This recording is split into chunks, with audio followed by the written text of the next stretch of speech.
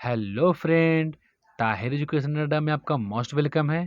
तो आज हम लोग फिर एसपीडी का करंट अफेयर का अपडेट जो बुक 1 जुलाई 2021 का जो अपडेट बुक आया है उसी का दूसरा पार्ट का वीडियो है। पहले पार्ट का वीडियो मैं अपलोड कर चुका हूं, जो नहीं देखें प्लीज़ जाकर देखिए। और आज दूसरे पार्ट का वीडियो है ये, ठीक है। पूरे बुक को नहीं पढ़ना है, जो जो मेन मेन इंपॉर्टेंट रहेगा सिर्फ उसी को पढ़ना है, याद रखिएगा। चलिए स्टार्ट करते हैं हम लोग। भारत में, विश्व में, ठीक है, भारत का पहला परागकण पार्क कहाँ है? भारत का पहला परागकण पार्क कहाँ है? तो ये है उत्तराखंड में। भारत का पहला इग्लू कैफे, इग्लू कैफे जो है बर्फ में बनेगा ये, ठीक है। तो भारत का पहला इग्लू कैफे कहाँ है? तो गुलमर्ग। गुलमर्ग है कहाँ? तो कश्मीर में। और उसके बाद फिर देखिए, भारत का पहला अपंग क्लिनिक और भारत का पहला डॉग पार्क दोनों है चंडीगढ़ में। मोस्ट इंपॉर्टेंट है ये।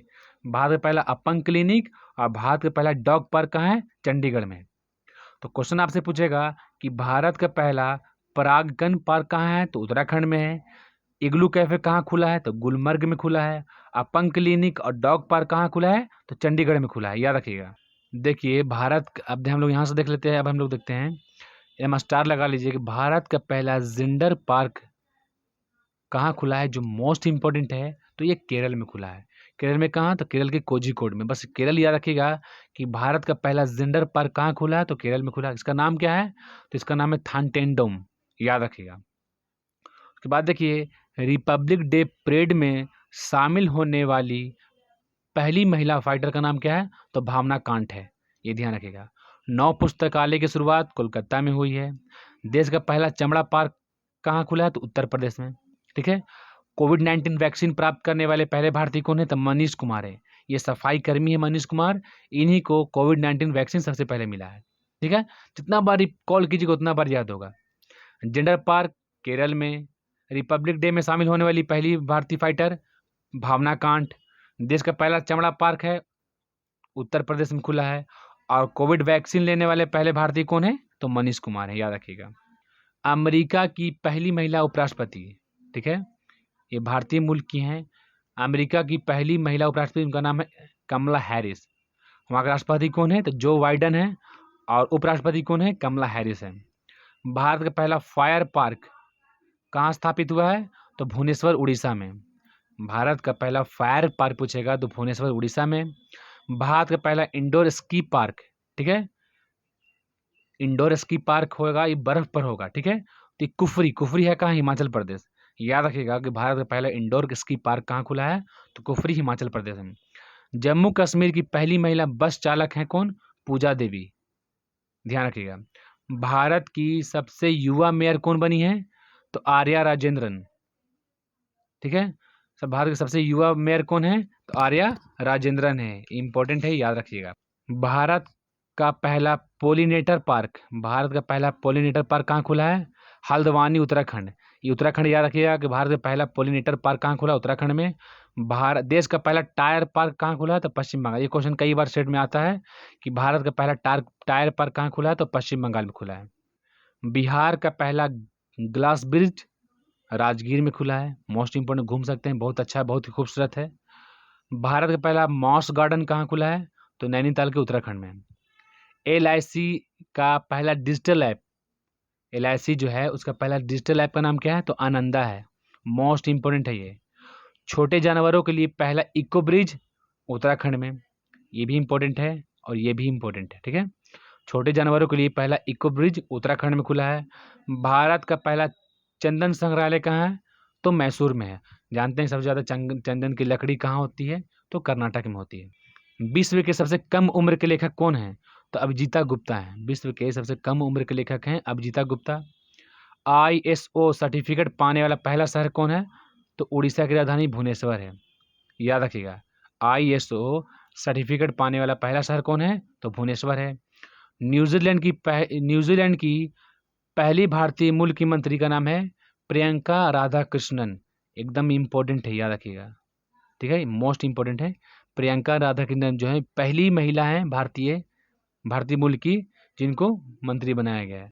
भारत में 100% इनकम टैक्स छूट पाने वाली पहली कंपनी कौन बनी है?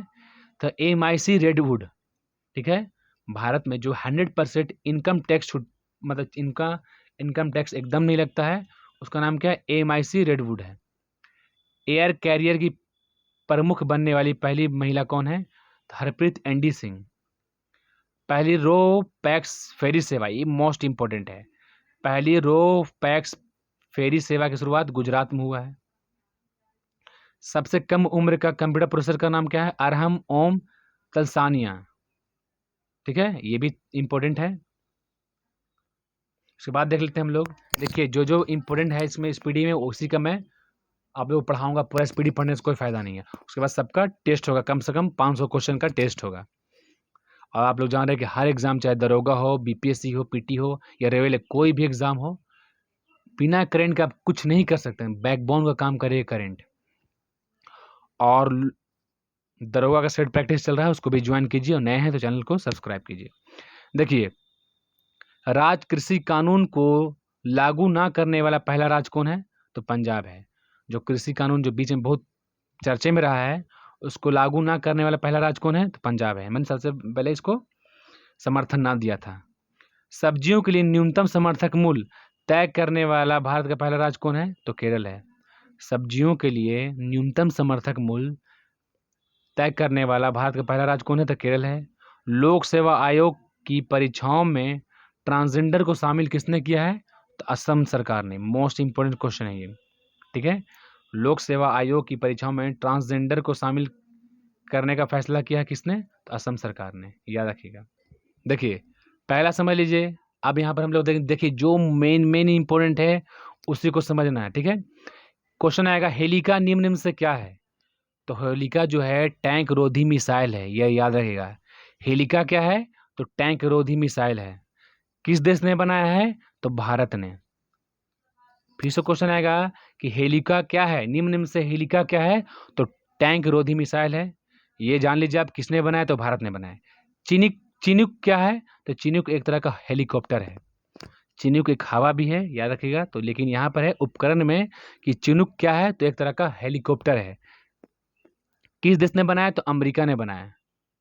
इसकी कंपनी है बोइंग, अमेरिका की कंपनी है बोइंग, उसी ने चिनुक हेलीकॉप्टर को बनाया। बराक 8 ये क्या है, बराक 8 क्या है, एक तरह का मिसाइल है, सरफेस टू एयर है, यानी कि ज़मीन से हवा में मार करने वाला मिसाइल है, उसका नाम है बराक 8। ये इसको बनाया किसने, DRDO और इजराइल ने मिलकर बनाया है। INS वेला, ये है क्या, INS वेला इंपॉर्टेंट है ये। INS वेला क्या है, तो स्कॉर्पियन श्रेणी की पनडुब्बी है। जो पानी में पनडुब्बी होती है वही है INS वेला। किस देश ने बनाया है, तो फ्रांस ने बनाया है। राफेल, ये है क्या, तो एक लड़ाकू विमान है। पिछले वीडियो में मैं बता चुका हूँ करंट अफेयर के पूरे डिटेल से, राफेल कहाँ से आया है, कब उतरा, ठीक है, कितने आने हैं, कितने पैसे लगे, पूरी डिटेल से मैं बताया हूँ। तो राफेल क्या है, तो लड़ाकू विमान है। किसने बनाया है, तो फ्रांस देश ने बनाया है। कौन सी कंपनी ने बनाया है, तो दसॉल्ट एविएशन कंपनी ने बनाया है, याद रखिएगा। ये क्वेश्चन पूछता है कि राफेल किस कंपनी ने बनाया है, तो दसॉल्ट एविएशन कंपनी ने बनाया है। S-400 क्या है, ये एयर डिफेंस सिस्टम है। ठीक है, क्वेश्चन पूछेगा आपको आपसे S-400 क्या है, तो एयर डिफेंस सिस्टम है जो रूस के द्वारा बनाया गया है। देखिए ये भी इंपॉर्टेंट है। पिनाक क्या है, तो पिनाक एक प्रकार का रॉकेट है, किसके द्वारा बनाया गया है, भारत का पहला स्वदेशी रॉकेट है ये पिनाक, ये ध्यान रखिएगा, मोस्ट इंपॉर्टेंट है। INS कलकरी, ये क्या है, तो स्कॉर्पियन है, एक तरह का पनडुब्बी है ये कहाँ बनाया, तो भारत में बनाया, स्वदेशी नहीं, भारत के द्वारा निर्मित किया गया है ये। INS कलवरी है क्या, तो स्कॉर्पियन है। ठीक है, अपाचे, मोस्ट इंपोर्टेंट क्वेश्चन पूछा जा चुका है। अपाचे क्या है, तो लड़ाकू हेलीकॉप्टर है। किसने बनाया है, तो अमेरिका ने बनाया है। ठीक है, एकदम इंपॉर्टेंट है, याद रखिएगा। देखिए जो जो इंपॉर्टेंट है अब हम लोग इसको देख लेते हैं। ठीक है, पिछले वीडियो में मैंने भी दिवस बताया, लेकिन जो जो इसमें इंपॉर्टेंट है उसी को हम लोग देखना है। देखिए 1 जुलाई को चिकित्सक दिवस और GST दिवस मनाते हैं। GST की शुरुआत कब हुई, 1 जुलाई 2017 से। ठीक है, याद रखिएगा। तो 1 जुलाई को क्या क्या दिवस मनाया जाता है, तो चिकित्सक दिवस मनाया जाता है। ठीक है, और GST दिवस मनाया जाता है।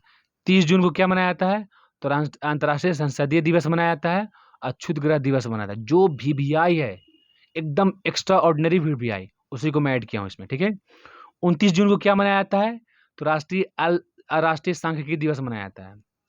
29 जून को राष्ट्रीय सांख्यिकी दिवस मनाया जाता है, याद रखिएगा। फिर समझिए, 1 जुलाई को चिकित्सक दिवस और जीएसटी दिवस, 30 जून को अंतर्राष्ट्रीय संसदीय दिवस और क्षुद्र ग्रह दिवस, 29 जून को राष्ट्रीय सांख्यिकी दिवस मनाया जाता है। अब देखते लेते हैं हम लोग, 27 जून को क्या मनाया जाता है? एमएसएमई दिवस, यानी कि सूक्ष्म लघु और मध्यम उद्यम दिवस। ठीक है, इसको शॉर्ट में बोलते हैं एमएसएमई। ठीक है, तो सूक्ष्म लघु और मध्यम उद्यम दिवस कब मनाया जाता है? 27 जून को मनाया जाता है। ये सब एग्जाम में एकदम आएगा, याद रखिएगा। 25 जून को नाविक दिवस। ठीक है, 25 जून को नाविक दिवस मनाते हैं। 23 जून को क्या मनाया जाता है? अंतर्राष्ट्रीय ओलंपिक दिवस, वीवीआई है। ठीक है, राष्ट्रीय ओलंपिक दिवस कब मनाया जाता है? तो 23 जून को अंतर्राष्ट्रीय ओलंपिक दिवस मनाया जाता है। 21 जून को क्या मनाया जाता है? विश्व हाइड्रोग्राफी दिवस। विश्व हाइड्रोग्राफी दिवस कब? 21 जून को, ये भी वीवीआई है।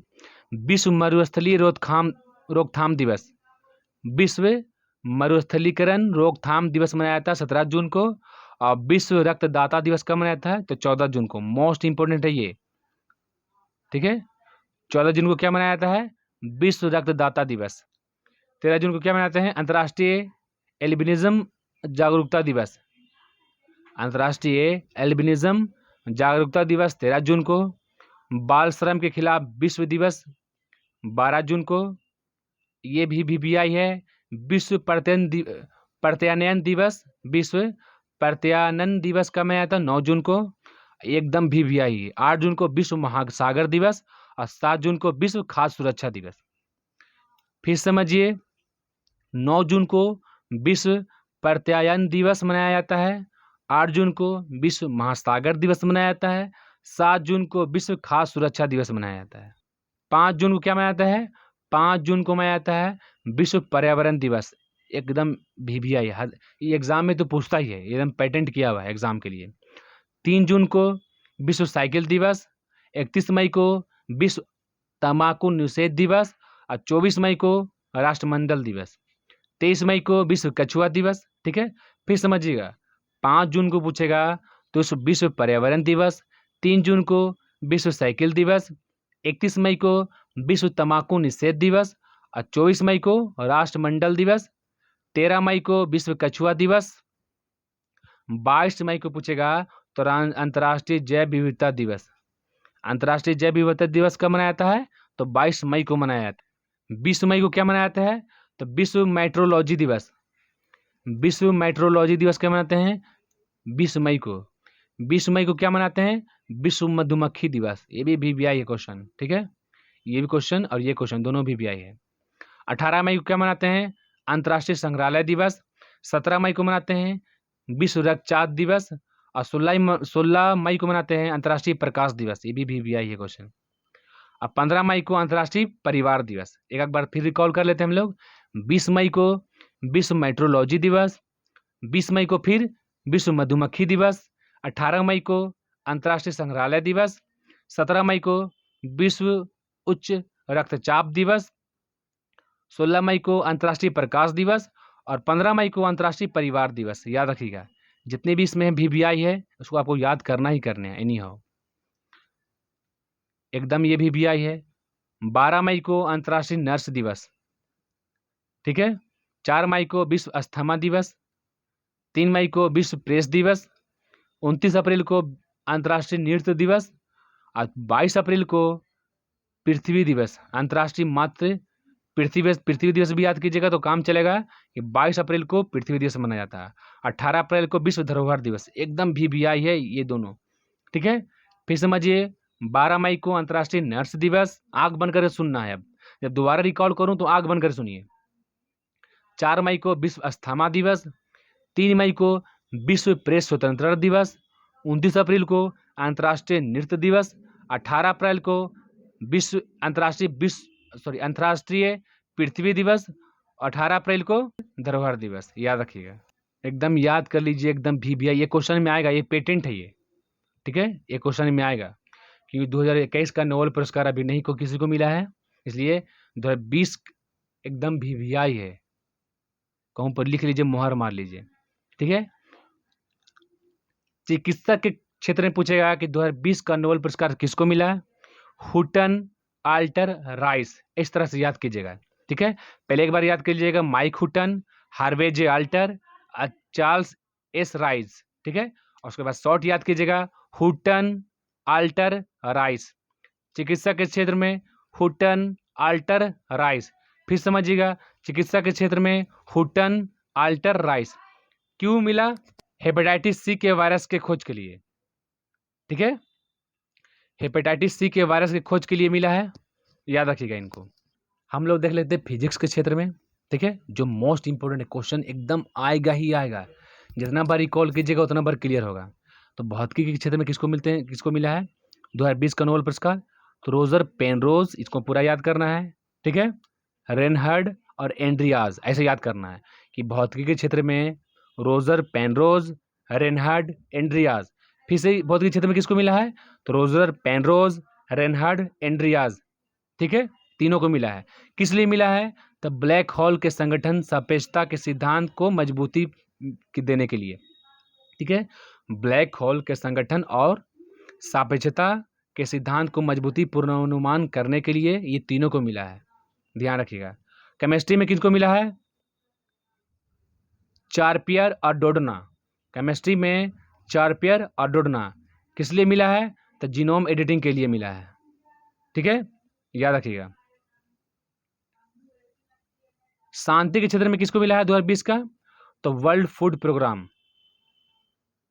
ठीक है, अमेरिका की एजेंसी है वर्ल्ड फूड प्रोग्राम, इसी को मिला है शांति के क्षेत्र में नोबेल पुरस्कार। भुखमरी के खिलाफ वैश्विक जंग लड़ने के लिए इसने 10 करोड़ लोगों की मदद की। किसने? वर्ल्ड फूड प्रोग्राम ने। इसलिए 2020 का शांति का नोबेल पुरस्कार वर्ल्ड फूड प्रोग्राम को मिला, याद रखिएगा। अर्थशास्त्र के क्षेत्र में किसको मिला है? मिलग्रोम और विल्सन, ठीक है, एकदम VVI है, याद रखिएगा। मिलग्रोम और विल्सन को अर्थशास्त्र के क्षेत्र में मिला है। किस लिए मिला है? तो नीलामी सिद्धांत में सुधार, नीलामी के तरीके का आविष्कार करने के लिए, नए नए नीलामी के तरीके का सुधार करने के लिए और इसके नए नए सिद्धांतों की खोज करने के लिए किसको मिला है? तो मिलग्रोम और विल्सन को मिला है। किस क्षेत्र में? तो अर्थशास्त्र के क्षेत्र में। 5 हो गया। अब हम लोग देख लेते हैं साहित्य के क्षेत्र में किसको मिला है। तो साहित्य के क्षेत्र में लुइस ग्लुक को, एक है इसलिए पूरा याद कर लेते हैं। साहित्य के क्षेत्र में लुइस ग्लुक को, ये अमेरिका के राइटर हैं, ठीक है, लेडीज हैं, लुइस ग्लुक, इनको मिला है शानदार काव्य शैली लिखने के लिए, याद रखिएगा। अब लोग फिर से एक बार आंख बंद कीजिए, ठीक है, मैंने रिकॉल करा लिया, अब आंख बंद कीजिए। चिकित्सा के क्षेत्र में बोलेगा तो हुटन आल्टर राइस किस लिए मिला है? तो हेपेटाइटिस सी के वायरस की खोज के लिए। भौतिकी बोलेगा पेनरोज, रेनहार्ड, एंड्रियाज किसके लिए मिला है? तो ब्लैक होल का गठन और सापेक्षता के सिद्धांत की मजबूती के लिए। किस क्षेत्र में? तो भौतिकी के क्षेत्र में। केमिस्ट्री के क्षेत्र में बोलेगा तो चार्पर और डुडना, ठीक है, केमिस्ट्री के क्षेत्र में चार्पियर और डुडना किस लिए मिला है? तो जीनोम एडिटिंग के लिए मिला है। शांति के क्षेत्र में किस लिए मिला है? तो वर्ल्ड फूड प्रोग्राम को शांति के क्षेत्र में मिला है, इसने भुखमरी के टाइम 10 करोड़ लोगों की मदद की थी। अर्थशास्त्र के क्षेत्र में किसको मिला है? मिलग्रोम और विल्सन को मिला है। किस लिए? तो नीलामी क्षेत्र के में सुधार करने के लिए। उसके बाद साहित्य के क्षेत्र में किसको मिला है नोबेल पुरस्कार? तो लुइस ग्लुक को मिला है, ये अमेरिका के राइटर हैं, याद रखिएगा। अब थोड़ा हम लोग देख लेते हैं GST के बारे में, ठीक है, आप लोग को भुला सकते हैं लेकिन एग्जामिनर नहीं भुलाता, GST इंपॉर्टेंट है, याद रखिएगा। GST, ठीक है, GST goods and service tax, याद रखिएगा, गुड्स एंड सर्विस टैक्स कहा जाता है GST को, ठीक है। भारत में GST की शुरुआत जो हुई है 1 जुलाई 2017 से हुई है, इसलिए 1 जुलाई को GST दिवस मनाया जाता है, ठीक है। किस देश के मॉडल पर आधारित है? तो कनाडा देश के मॉडल पर आधारित है। कौन सा? तो GST जो है कनाडा देश के मॉडल पर आधारित है। GST का फुल फॉर्म क्या होता है?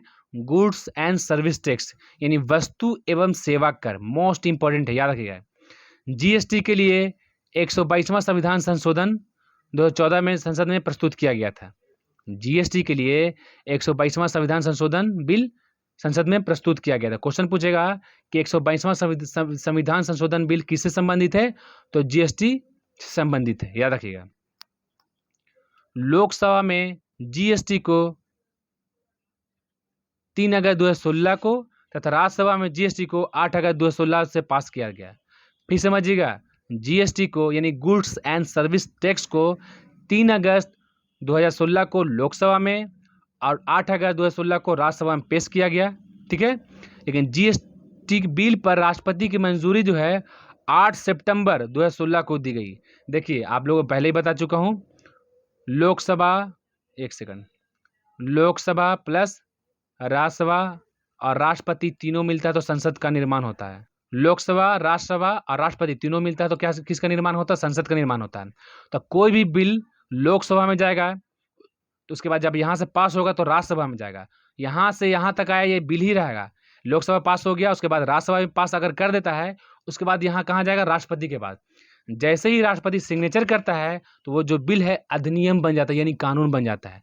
तो याद रखिएगा, क्या बोला जा रहा है कि 3 अगस्त 2016 को लोकसभा में और 8 अगस्त 2016 को राज्यसभा में पास हुआ, लेकिन राष्ट्रपति की मंजूरी कब मिली?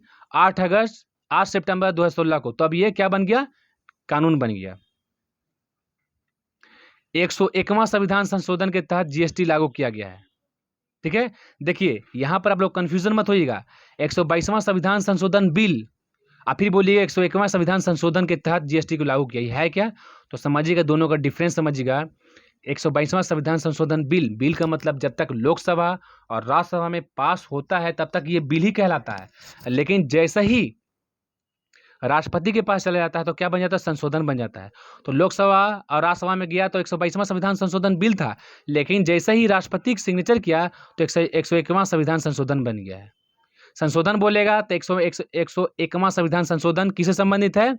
तो जीएसटी से संबंधित है। 122वां संविधान संशोधन बिल बोलेगा, 122वां संविधान संशोधन बिल किससे संबंधित हो? तो जीएसटी से संबंधित है। याद रखिएगा, जीएसटी के अंतर्गत 17 अप्रत्यक्ष और 13 अधिकार को शामिल किया गया है। 23 अधिकार को जीएसटी के अंतर्गत 17 अप्रत्यक्ष और 13 अधिभार को शामिल किया गया है। जीएसटी पंजीकरण संख्या में कुल कितने डिजिट होते हैं? ये क्वेश्चन भी इंपॉर्टेंट है, याद रखिएगा। जीएसटी पंजीकरण संख्या में कुल 15 डिजिट होते हैं। जीएसटी की निर्धारित दर क्या है? 5%, 12%, 18% और 28%। फिर समझिएगा, जीएसटी की जो निर्धारित दर है 5% है, 12% है, 18% है और 28% है। सबको कैटेगराइज किया गया है। जीएसटी परिषद की स्थापना 12 सितंबर 2016 को की गई। ठीक है, जीएसटी परिषद की स्थापना 12 सितंबर 2016 को की गई, इंपॉर्टेंट है। ठीक है, जीएसटी परिषद का अध्यक्ष कौन होता है? तो वित्त मंत्री जो होता है जीएसटी परिषद का अध्यक्ष होता है। फिर समझिएगा, जीएसटी परिषद की स्थापना कब हुई? 12 सितंबर 2016 को हो गई। और जीएसटी परिषद के अध्यक्ष कौन होता है? तो वित्त मंत्री होता है। इसमें 3 कैटेगराइज किया गया है। एसजीएसटी, इसका मतलब होता है state goods and service tax. एक होता है CGST, central goods and service tax. एक होता है आईजीएसटी, यानी integrated goods and service tax. याद रखिएगा, भारत जो है जीएसटी लागू करने वाला 161वां देश है, समझ लीजिए। ठीक है, भारत जो है जीएसटी लागू करने वाला 161वां देश है। तो देखिए, जो मेन पॉइंट था, जो मेन टॉपिक था, उसको मैं कंप्लीट करा चुका हूँ पार्ट 2 में। उसके बाद पार्ट 3 आएगा, इसको जब तक कंप्लीट कीजिए